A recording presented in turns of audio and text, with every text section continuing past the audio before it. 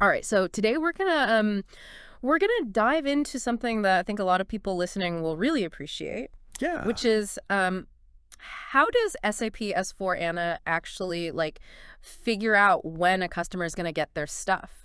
Um, I mean, this is a huge question for any business, right? it's true, You're absolutely. selling something, you got to be able to tell people when they're going to get it. Right. And so we have some info from an SAP consultant to sort of guide us through this. Okay.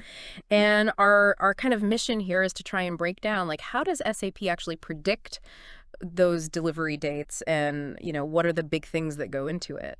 I like it. Yeah, I think that's the big question. Yeah, Like everybody, when you order something online, you want to know when you're going to get it. So exactly. we're going to get into the nitty-gritty of those dates. Yeah. Think of it as we're going to trace the journey of an order Okay. from when it's placed to when it lands on your doorstep Okay. with SAP S4HANA kind of running the show. So let's unpack this journey. So the very beginning is obviously someone places a sales order, Right. and in SAP lingo, that's like a VAX transaction. Right.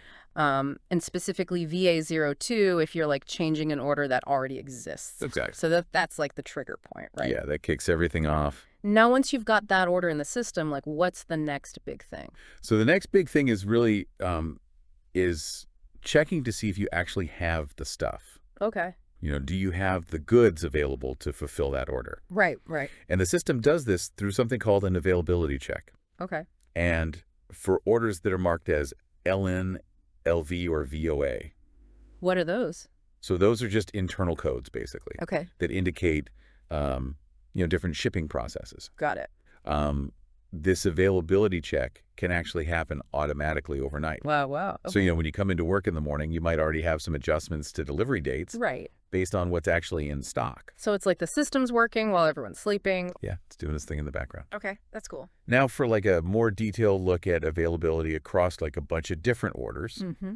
we've got transaction VR2. Okay. Yeah. You can think of this as like a central hub Okay. where you can see, if dates have changed, quantities have changed for Hmm. better or worse. Got it. And you can also manually trigger an availability check right within a sales order if you need to. Oh, so there's like some flexibility there. Exactly. You've got options. Okay, cool. So the system is kind of constantly assessing, what you have and when you can send it out. All right, so we've got the order in the system. Yeah. The system's checked if we actually have the stuff. Mhm. What happens once it's like, yeah,